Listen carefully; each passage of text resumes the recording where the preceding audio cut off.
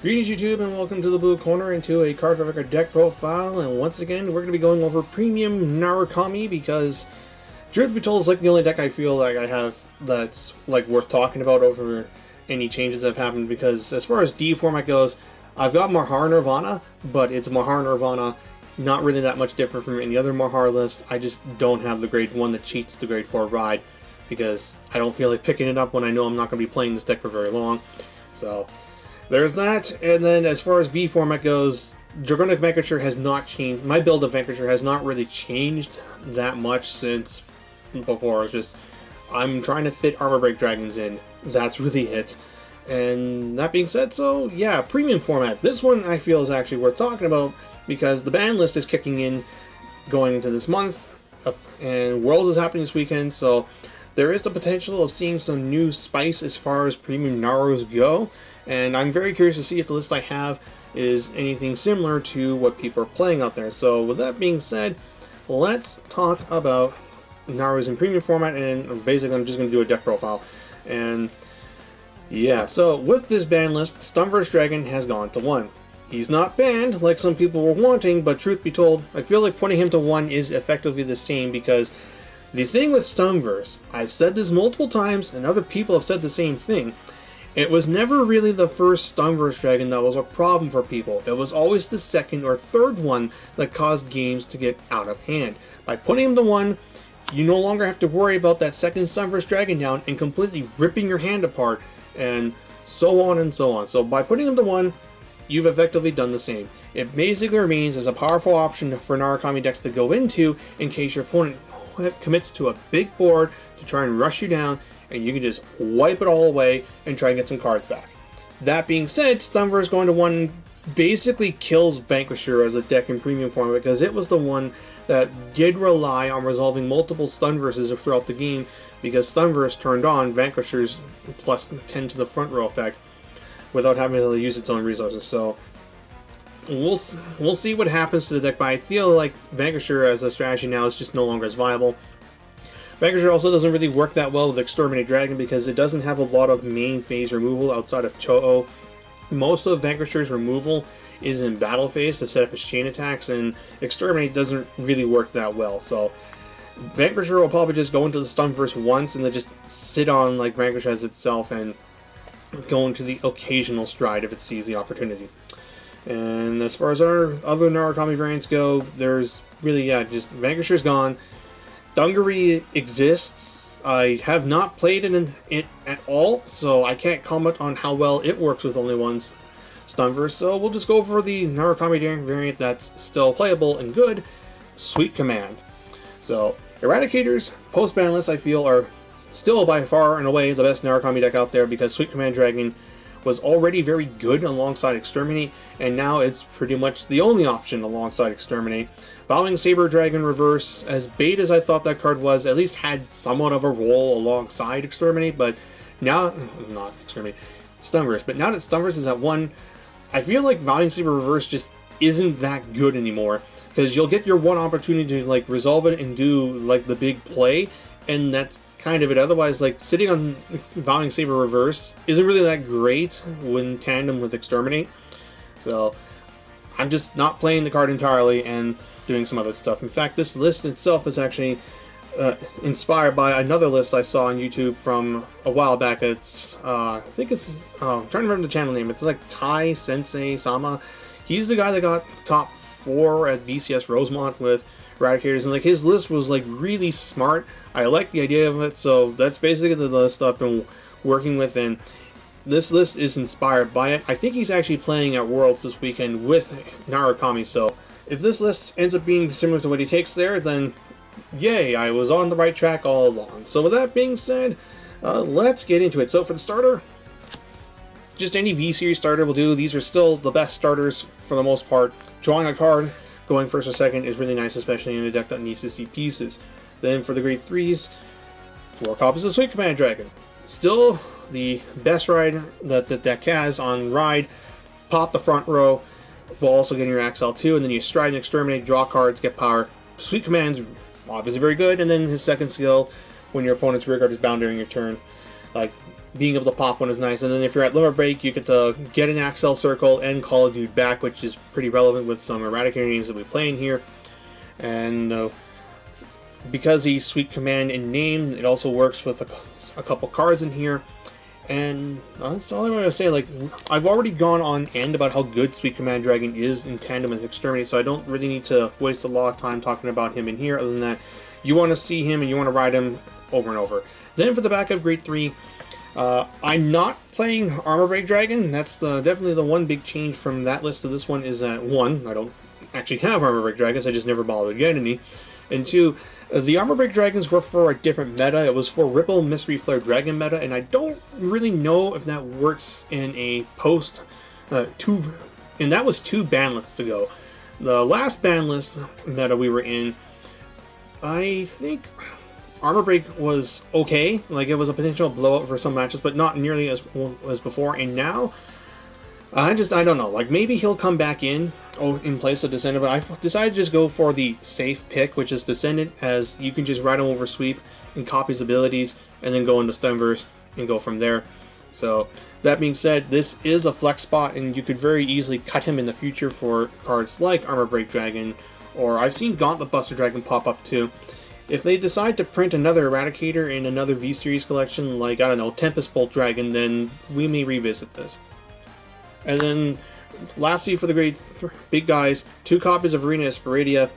I still like the idea of playing this guy in a build with Exterminate.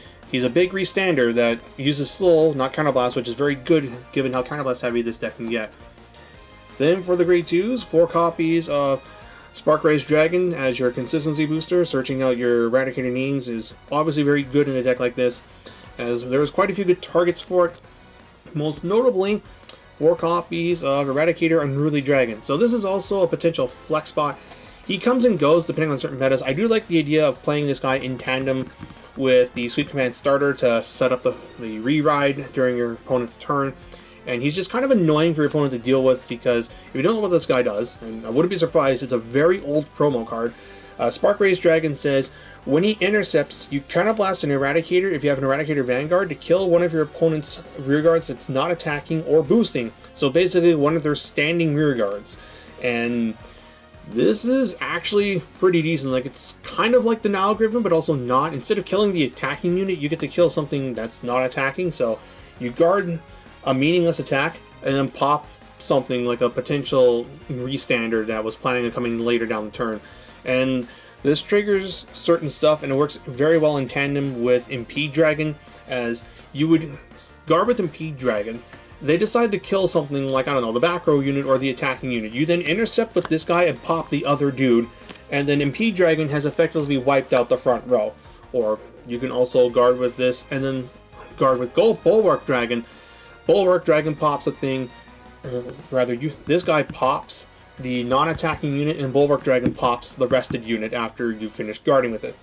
So, it's a very cool card, and you can bring it back with Sweep, which is what makes it really playable now.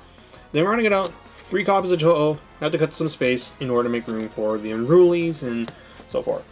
Then for the grade 1s, we are playing not just 4, but 8 Searchers. So, this guy can search out any Eradicator card, which is very, very good, and then Mightybell Dragoon searches out any of your grade 3s and your Heal Guardians.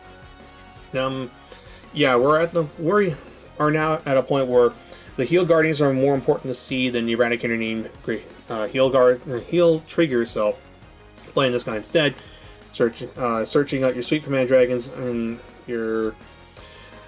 Admittedly, this is more important in a build that plays Armor Break Dragon because it can fetch the Armor Break Dragon whereas this can't, but I do like the idea of being able to have more chances to see Sweet Command Dragon, because it's so very important that you chain Sweet Command Dragons together in order to just wipe your front row, your opponent's front row, in order to set up some very powerful stride turns. And then 3 copies of Demolition Dragon. Had to make room for 1 copy of the Sanctum Order, so you guys know what this guy does at this point. This is the order from the recent trial decks. You've probably heard of it. You can only play 1 in a deck, and it's a PG, but if your opponent's swinging with a Vanguard, or rather, if your opponent has a Vanguard with triple drive, so a Stride or a grade 4 from D-Series, The cost, you don't have to pay, so it's a free PG when you are dealing with a stride turn. And we're in premium format, so this is obviously going to come up more frequently. And because it's an order perfect guard, I do believe it gets around many forms of guard break, guard interaction. Like guard break, for instance, doesn't work on this because it's not on the guardian circle to retire, and because it's not going to the guardian circle, I do believe it gets around, say, cards that say you can't call cards from your hand to guardian circle. So it's a very, very good card, and probably like the one true staple of Vanguard at this time. Then for non-trigger units, but they're grade zeros, Eradicator first Undertaker Kid. Remember this guy from way back at the beginning of Stride Era when we were on Sweet Command Shenanigans? Yeah, he's back. So, his skill says, when your opponent's rearguard is retired by your card effect, you can put him in the soul, look at the top 10 cards for their Sweet Command Dragon, and ride it as stand. So, we're not playing cards that allow you to do this aggressively, so this is more of a defensive card. And you're using this in response to your Unruly Dragon or your G-Guardians who have the ability to retire things, as the rulings state that when you superior ride a new Vanguard in response to an attack, it's considered a miss. Your opponents would still get drive checks if it's their Vanguard attacking your Vanguard, but it does not hit. Therefore, this guy acts as a pseudo-perfect guard while also getting you a Sweet Command re-ride, which then triggers his on-play Soul Blast 1, bind 1 in the front row. You won't get 2 binds, as per his second ability is only during your turn, but you're still popping a front row attacker, so depending on how the sequence goes, you're very much clearing your opponent's front row for, what is it, Counterblast 1 and a Soul Blast 1, provided this guy hits, of course. And then you can always just Soul Blast him out and bring him back later in the game with the effect of Sweet Command Slim Break 4. Very cool card, and I'm actually kind of surprised that he's seeing play even now, but go figure. They print a playable Sweet Command Dragon, and the Sweet Command engine becomes playable with it. Then for the triggers, now that the Order PG is in, I get to swap my ratios around to 3 draw PGs, 1 more of the Into Soul crit, 3 heal Guardians, 3 draw PGs, and the Overtrigger. Everyone's favorite. I'm very curious to see how much carnage the Overtrigger causes at Worlds, because we all know, at least for standard format, they're not going to do anything about it, no matter how much we complain about it. Different Fight made a very good point in his video about how, like, if they were to ban the Overtrigger from standard format, it would cause immense damage, at least to the Japanese community, and Bushiroad's probably not wanting to risk that anytime soon after the Luard incident. The English side may be more forgiving, but we'll see. As far as premium format goes, I feel like this is the one format where they might actually do something about the Overtrigger, just because Japan doesn't really care about premium format compared to the West. So, obviously a ban that favors the Western format in the West. Obviously a ban that favors the Western player base in a format that's mostly played in the West, I think could happen. But yeah, as far as standard format goes, as much as we hate it, it's not going away. Then for the G-Zone, so 3 copies of our new best boy, Exterminate Dragon, and then 1 copy of Stunverse Dragon, who, like I said before, you're going to go into him mostly just to, like, counter your opponent's push, try and draw some cards. And otherwise, you're going to be going to this guy, using his effect to draw 1 to 2 cards every turn, buff it your front row, swing, and potentially kill your opponent. I don't know if games will get to the point where you will resolve a 3rd one, but it's just good to have. And then as far as like staple strides go, I do believe you're still going to need 2 copies of Voltage. As you resolve a Stunverse at least once, Voltage becomes a very strong card with multi-attacker, with restanders. And then that's kind of it for like the staple strides. The rest of your G-Zone is actually kind of whatever, because Narukami strides until Exterminate and Stunverse Dragon came along were actually they were notoriously mid. Remember how good V-Buster was?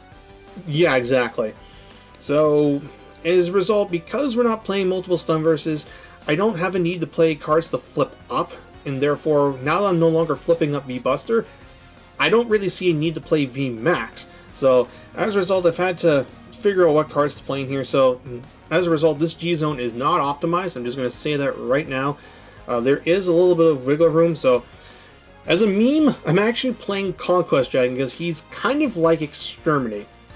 Flip, choose Generation Break 2, flip, pop one of your opponent's front row rear guards, and then for every open front row circle they have, you buff your front row by 5k. So yeah, he's basically Exterminate Dragon at home, but if you go Sweet Command, pop a thing, and you're not able to like pop the other front row, or maybe they have like Axels or what have you, you could go into this guy and kind of achieve the same thing because you're killing 3 things. But I can't think of very many scenarios where going into Conquest over another Exterminate comes up, but I figure, you know what, I don't really know what else to put in here at the time being, and I've got some SP Conquests, let's just do a silly flex. And then running out of the G-Zone, 1 copy of Seabreeze in order to win the Grade 2 gaming if need be. I think this one you definitely do play, and then as far as these guys go, I think the optimal G-Zone cuts one of these for maybe the Progenitor Dragon or Drachma, and then this one can be cut for another copy of your G-Guardians, because I do feel like in a build like this that's focused on Sweet Command, or in the Sweet Command starter, you should be playing multiple copies of Impede Dragon and Bulwark Dragon. Like, this should probably be at 3. I just never bothered to pick up a 3 because I never in the future thought I would need 3, but here we are. So this should be at 3. Definitely 2 of these, and then 2 of these, and 1 of these. And then you could also, I don't know, maybe play like a generic Crazy Guardian, like the one that discards to draw one. And that's really it. So like at the end of the day, as far as like the G-Zone goes post ban list, in my opinion, it's definitely 2 Voltage, 1 Stunverse, 3 Exterminates, and then a number of G-Guardians. I do still like Brahma, as you don't have to, it doesn't rely on your opponent doing anything in order to get shield. Then you got this guy to potentially clear out the front, this guy to definitely clear out the front, and then this guy to force your opponent to do some unusual stuff. And then it also benefits with Unruly Dragon, and I feel you definitely should play a 3rd copy if you have one. And that is it for the Deck and G-Zone in a nutshell. And that is Narukami in a nutshell post ban list for premium format. All in all, I do think the deck is still competitive. I don't know if it will be as dominant as it was last format. I do think a lot of people are going to be scared off of the deck because of the ban list, because maybe they just don't feel that with only 1 Stunverse the deck is worth playing. And I think as a result, some people are going to play the deck and catch a lot of people by surprise because they're like, oh my god, I thought Narukami were dead, and then you just body them with big restanding attacks. I do think people will try and play this deck at Worlds, and I could see a Narukami getting into Top Cut. Maybe it can even win. We'll see. All it takes is like one person hit the over trigger enough times and just about anything can happen. But like, Narus have been very close to winning Worlds. Like, we had that one year where Vanquisher was in finals in V format and then Tachikaze just sacked the shit out of him with Lol Turd Dino. And now that I think about it, Naru's been like to Worlds a couple times, because like even early format we had like a Vermilion with, and then the Blood. It was also in there. Like, it wasn't in finals, mind you, but it got pretty decent. And then we also had, ironically enough, Sweet Command Dragon, I think, did make an appearance during the first Worlds that Break Rides were legal for. Sweet Command Vowing Sword Dragon. So wouldn't it be poetic that Sweet Command Dragon makes an appearance once again at Worlds, and maybe even this time win it? We'll see. So like, I'm rooting for the people who are going to be playing Narukami in all formats of Worlds, as I think Vanquisher might still be competitive in V Pro format. We'll have to see. Obviously, there's like way better decks out there, but like Vanquisher, on a good day, Vanquisher can do very well just because of how strong VBT12 was as a set, and the full Bronto deck, when it just goes off, it goes off pretty freaking hard. So that being said, I hope you guys enjoyed the video. I hope this proves as a good template for people looking to build the deck post ban list. You can obviously make adjustments as you see fit. As you saw, there are many flex spots open in the deck, particularly in the grade 3, grade 2, and technically speaking grade 1 spot too, because if you don't want to play the Sweet Command Superior Ride package, that's 2 slots opened up in grade 1 and grade 2, and then if you don't want to play Unruly Dragon, you can play some other 2s, and if you want to play Descendant, then you can play some other cards in there. I'm very curious to see how this deck will change as the next season of Premium goes on. That being said, until next time, this is BlueStar899, jacking out.